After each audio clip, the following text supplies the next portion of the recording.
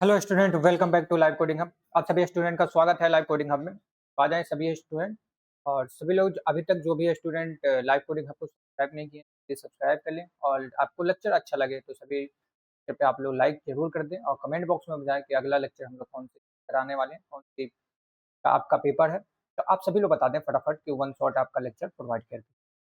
आज हम लोग बात करने वाले अपने सॉफ्टवेयर इंजीनियरिंग के बारे में, इंट्रोडक्शन टू ई गवर्नेंस, जिसमें हम लोग बात करने वाले हैं यूनिट नंबर 5 की। और इसमें देखने वाले हैं मोस्ट इंपोर्टेंट क्वेश्चन जो आपके एग्जाम में ये आने वाले हैं 100%। तो आपकी गारंटी के साथ लाइव कोडिंग हब देती है, जो आपको एग्जाम में यहीं से आपको मिलेगा। आप सभी स्टूडेंट जो भी हमने इंट्रोडक्शन टू आईटी सिस्टम का दिया था, आप लोग देखे होंगे, तो सारे क्वेश्चन जो आपको यहीं से मिले थे। यहाँ पे हम लोग बात करने वाले सबसे पहले कि आपके जो इंट्रोडक्शन टू ई गवर्नेंस है यूनिट नंबर 5, ऑलरेडी हमने आपके यूनिट नंबर 4 को ऑलरेडी दे रखा है, यूनिट नंबर 1 से लेकर यूनिट नंबर 4। तो आज हम लोग देखने वाले हैं यूनिट नंबर 5 की, और इसमें बात करने वाले हैं टॉप मोस्ट इंपोर्टेंट क्वेश्चन, जो 5 के आपके क्वेश्चन रहने वाले जो आपके एग्जाम में हैं। यहाँ पे हम बात कर लेते हैं सबसे पहले कि आपका यूनिट नंबर जो 5 है उस यूनिट का क्या नाम है। यूनिट नंबर 5 का जो नाम है वो मिनी प्रोजेक्ट है, यानी हम लोग प्रोजेक्ट के बारे में बात करते हैं। इसमें जो टॉपिक्स है बहुत कम टॉपिक्स है, बहुत छोटे टॉपिक्स है, लेकिन आपका यहाँ पे वेटेज भी जो रहती है वो 10 नंबर के यहाँ से क्वेश्चन पूछा जाता है। और आपका जो ट्रू फॉल्स में रहते हैं वो 2 नंबर के, यानी टोटल आपके 12 नंबर के पूछे जाते हैं। यहाँ पे अगर हम बात करें तो evaluation of the e governance project के बारे में बात किया जाएगा कि इवैल्यूएशन क्या होते हैं, क्या कैलकुलेशन होती है किसी भी एक ई गवर्नेंस प्रोजेक्ट को बनाने के लिए। हमें क्या-क्या टीम वर्क के काम करना चाहिए, कैसे हमें मिलकर काम करना चाहिए, कैसे-कैसे टेक्नोलॉजी यूज़ करनी है, के बारे में बात करते हैं। दूसरा जो आपका टॉपिक्स है, वो टॉपिक्स हम लोग बात करते हैं ग्रुप ऑफ मेनी प्रोजेक्ट। ये ग्रुप ऑफ छोटे-छोटे प्रोजेक्ट पे जो हम लोग एक ग्रुप में काम करते हैं, मल्टीपल टीम में आप लोग काम करते हैं। टीम का मतलब क्या है कि 2 से ज़्यादा बंदे जब काम करते हैं, 2 ए 1 से ज़्यादा बंदे जो काम करते हैं, उसको हम लोग क्या कहते हैं, ग्रुप कहते हैं। तो ये सारी चीज़ें आपके टॉपिक्स हैं, जो मोस्ट इम्पोर्टेंट है आपके यूनिट नंबर 5 से। अब सबसे पहले हम लोग बात करते हैं अपने क्वेश्चन नंबर 1 की, जो आपके यूनिट नंबर 5 की रहने वाली है। सबसे मोस्ट इम्पोर्टेंट, और ये 100% आपके क्वेश्चन आने वाली है, तो इसमें आप लोग टिक लगा लीजिए, वेरी, वेरी इम्पोर्टेंट पे। और ये क्वेश्चन जो आपसे पूछा गया वो क्या पूछा गया, एक्सप्लेन कीजिए evaluation of the e governance project. Evaluate कीजिए, इवैल्यूएशन बताइए गवर्नमेंट ऑफ प्रोजेक्ट की। ई गवर्नेंस प्रोजेक्ट की क्या इवैल्यू, यानी इसमें पूछा गया हिंदी में कि ई गवर्नेंस पर्यावरणों को मूल्यांकन कीजिए, व्याख्या कीजिए। मूल्यांकन की क्या कीजिए, व्याख्या कीजिए।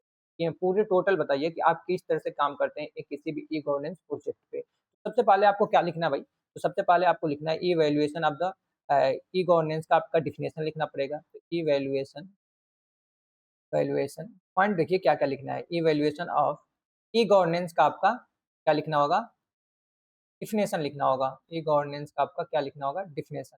सबसे पहले आपको डेफिनेशन लिखना होगा। दूसरा पॉइंट आप लिखेंगे ऑब्जेक्टिव, क्या उद्देश्य है हमारे पास, तो ऑब्जेक्टिव के बारे में लिखेंगे, यानी उद्देश्य के बारे में बताएंगे कि एक प्रोजेक्ट से क्या, ई गवर्नेंस प्रोजेक्ट से क्या उद्देश्य है हमारा। ठीक है, उसके बाद से आपको लिखना है इवैल्यूएशन फैक्टर के बारे में। आप लिखेंगे इवैल्यूएशन, वैल्यूएशन फैक्टर्स के बारे में, जो ऑलरेडी हमने वन शॉट लेक्चर में आपको प्रोवाइड कर रखा है। वहाँ पे आपको सारी चीज़ों के डिस्कशन बता रखे हैं।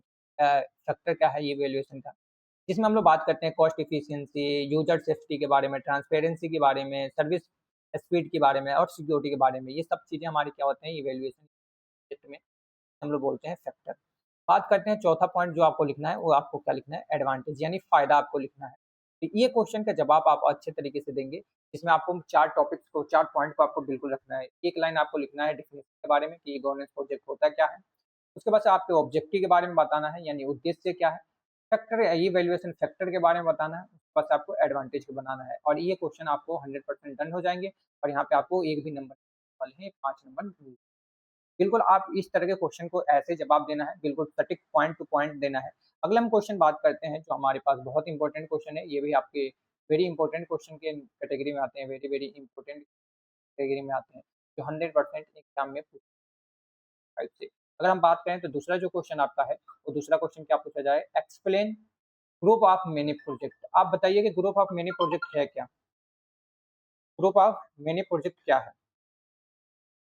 यहाँ पे हम बात करेंगे सबसे पहले कि ग्रुप ऑफ मेनी प्रोजेक्ट के बारे में बताइए। तो ग्रुप ऑफ मेनी प्रोजेक्ट का मतलब क्या होता है, तो आप कहेंगे सर यहाँ पे जो हम बात करते हैं, वो हम बात करते हैं कि सर हम लोग जो भी किसी भी वर्क को मल्टीपल लोग मिलकर एक काम को पूरा करते हैं, उसको हम लोग बोलते हैं ग्रुप वर्क।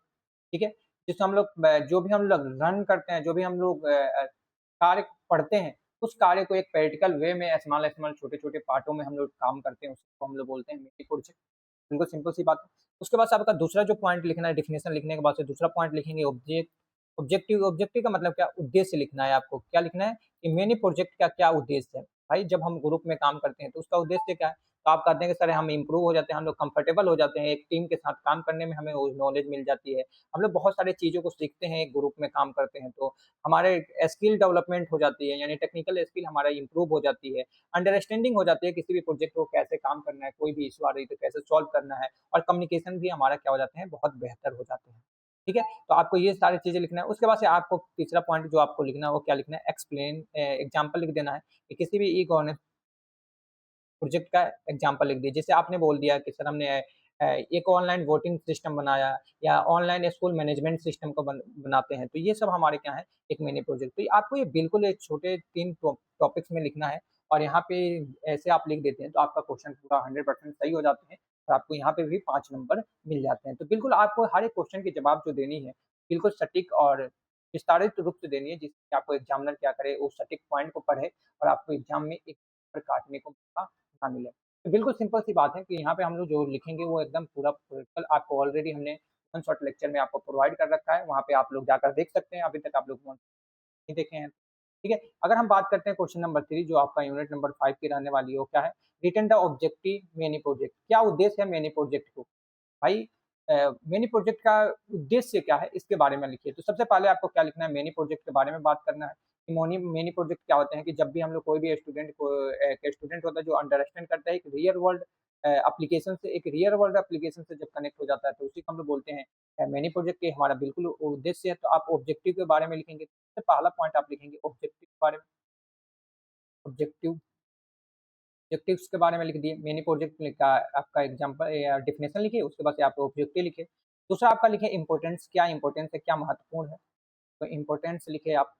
इम्पोर्टेंस इम्पोर्टेंस लिखने के बाद से बिल्कुल आपका यहाँ पे जो आपका क्लियर हो जाता है, यहाँ पे आपका पूरा टोटल यहाँ पे कंप्लीट हो जाते हैं। आप आसानी तरीके से इसके जवाब दे चुके हैं। यहाँ पे आप भी आपका 5 नंबर का क्वेश्चन मिल जाते हैं, और ये आपका 80% यानी कि क्वेश्चन एग्जाम में आने का 80% चांस है। तो इसको भी आप लोग पढ़ कर जाइएगा ध्यान से, ठीक है? अगर हम बात करते हैं अगले क्वेश्चन की, जो अगला क्वेश्चन भी आपको बहुत इंपॉर्टेंट रहा है, जो आपका अगला क्वेश्चन रहने वाला है यूनिट नंबर 5, इसमें हम लोग बात करेंगे क्वेश्चन नंबर 4। जो क्वेश्चन नंबर 4 आपको क्या कहता है, यहाँ पे हम लोग एक्सप्लेन कीजिए advantage of the e governance project. क्या फायदा मिलती है किसी भी एक ई गवर्नेंस प्रोजेक्ट को हम लोग जब डेवलप करते हैं या बनाते हैं, क्या फायदा मिलती है ई गवर्नेंस? सबसे पहले आपको बताना है एडवांटेज, तो एडवांटेज के बारे में लिखना है। सबसे पहले तो हमें पूछा गया एडवांटेज, तो एडवांटेज के बारे में हमें बताना है एडवांटेज। उसके बाद से हमें सीधे सिंपल सी एडवांटेज के बारे में क्या लिखेंगे, तो आपको इस क्वेश्चन का पूरा हम जवाब भी दे रहे हैं। तो यहाँ पे एडवांटेज में आप लिखेंगे सिंपल सी, कि पहला पॉइंट आपका क्या होता है एडवांटेज की, फास्ट सर्विसेज हो जाती है सर हमारे पास, कि फास्ट सर्विसेज सर्विसेज हो जाती है, फास्ट सर्विसेज डिलीवरी हो जाती है, जिससे कि हमारा कोई भी कार्य बहुत तेज़ी के साथ हमारा कार्य पूरा होता है। दूसरा आपका क्या हो जाता है, ट्रांसपेरेंसी हो जाती है। ट्रांसपेरेंसी का मतलब कि कोई भी लेन-देन में सब चीज़ें क्या होती है, एकदम अच्छे तरीके से कार्य करती है, जिससे कि हम लोग कोई भी दिक्कत नहीं आती है, तो ट्रांसपेरेंसी हो जाती है। फिर उसके बाद से हमारे पास जो पेपर वर्क है, वो पेपर वर्क कम हो जाता है, यानी पेपर वर्क ना के बराबर करना पड़ता है। कोई भी ऑनलाइन काम करते हैं, तो पेपर वर्क का तो कोई नामो-निशान होता ही नहीं, कि पेपर पे काम कीजिए, आप पेपर पे फॉर्म फिल कीजिए, या पेपर से आप लोग कोई भी पेपर वर्क हमें क्या हो जाता है, रिमूव हो जाता है, रिड्यूस हो जाता है पेपर वर्क। चौथा पॉइंट आप लिखेंगे कि चौथा पॉइंट आपका क्या है, टाइम सेविंग। क्या लिखेंगे? टाइम सेविंग, कि आपका टाइम बच जाता है भाई, कि जो भी हम ऑफिस में जाते हैं उसमें टाइम लगता है, कॉस्ट लगता है, तो उसमें हमारा बच जाता है। पाँचवाँ आपका क्या हो जाता है कि बेटर कम्युनिकेशन हो जाती है आपका। बेटर आप लोग बहुत सारी चीज़ें बात करने के भी सीख जाते हैं, तो बेटर कम्युनिकेशन हो जाती है आपका। Communication communication. छठवाँ पॉइंट आप लिखेंगे छठवां पॉइंट आप लिखेंगे क्या, कि सिटीजन हमारे पास क्या हो जाते हैं, सिटीजन सेफ्टी भी प्रोवाइड किया जाता है, कि उसमें जो भी डाटा है, जो भी दिक्कतें हो रही हैं, उन सारी दिक्कतों को आराम से सर्टिफिकेशन भी प्रोवाइड किए जाते हैं। सर्टिफिकेशन का मतलब क्या है, कि जो भी हम कार्य करते हैं, जो भी चीज़ें सीखते हैं, उसके बारे में हम लोग बात करते हैं, हमारे डाटा सेफ होते हैं। तो ये आपका ये इसका आंसर है, ये आपका आंसर है, और ये आपका क्वेश्चन है। तो यहाँ पे आपको 5 नंबर एकदम 100 मिल जाएँगे, और ये भी आपका एग्ज़ाम में 100% आ ही जाएगा, क्योंकि एडवांटेज है और बहुत बार ये एग्ज़ाम में पूछा गया है। ठीक है? तो आपको यहाँ पे हमने आंसर भी बता दिया कि आपको सटीक पॉइंट कि इतने ही आपको लिखना है, अगर पूछा जाए एक्सप्लेन कीजिए advantage of the e governance project की, तो आपको आसानी तरीके से इतनी चीज़ों को बता देना है। अगला क्वेश्चन हम बात करते हैं जो आपके यूनिट नंबर 5 की लास्ट क्वेश्चन रहने वाली है और ये बहुत इंपॉर्टेंट है। ये क्वेश्चन आपको 100% पूछे भी जाएँगे तो 100% लीजिएगा यूनिट नंबर 5 की। इसमें क्या है, एक्सप्लेन कीजिए importance of the practical implementation of the e-governance, कि हम लोग क्या इम्पोर्टेंस है जब भी हम लोग प्रैक्टिकल इम्प्लीमेंटेशन करते हैं किसी प्रोजेक्ट के, ई-गवर्नेंस प्रोजेक्ट की, यानी इम्प्लीमेंट अंडरस्टैंड करके उसे डिजिटली फॉर्म में कन्वर्ट करते हैं, एक रियल लाइफ में कन्वर्ट करते हैं। तो उसमें क्या इम्पोर्टेंस होती है, क्या हमारे लिए महत्वपूर्ण हो जाती है कि ई-गवर्नेंस प्रोजेक्ट।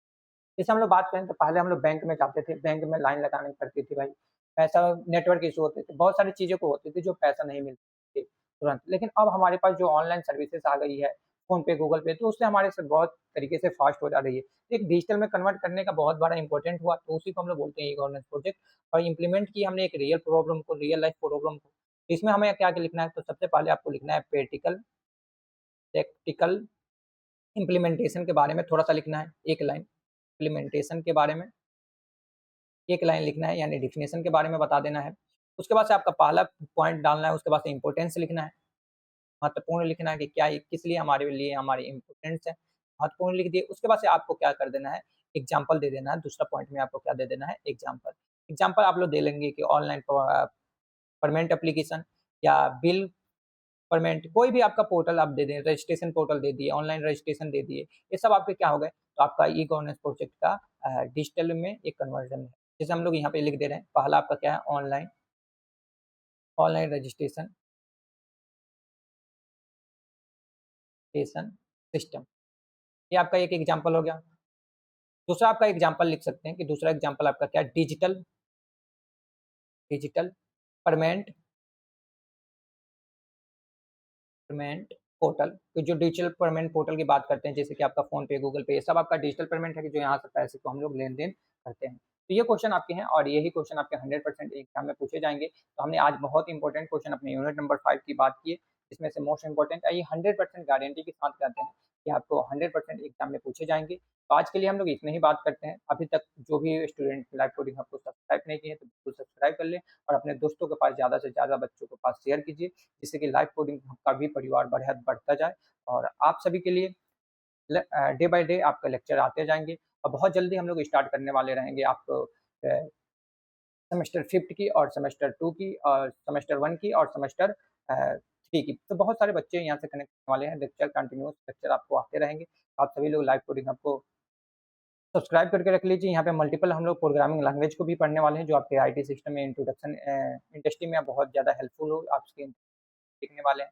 बहुत सारी चीज़ों के बारे में हम लोग यहाँ पे बात करने वाले हैं, तो सभी लोग आप लोग लाइव कोडिंग सब्सक्राइब करके रखें। आज के लिए हम लोग इतना ही बात करते हैं, फिर मिलेंगे अगले लेक्चर में। स्टूडेंट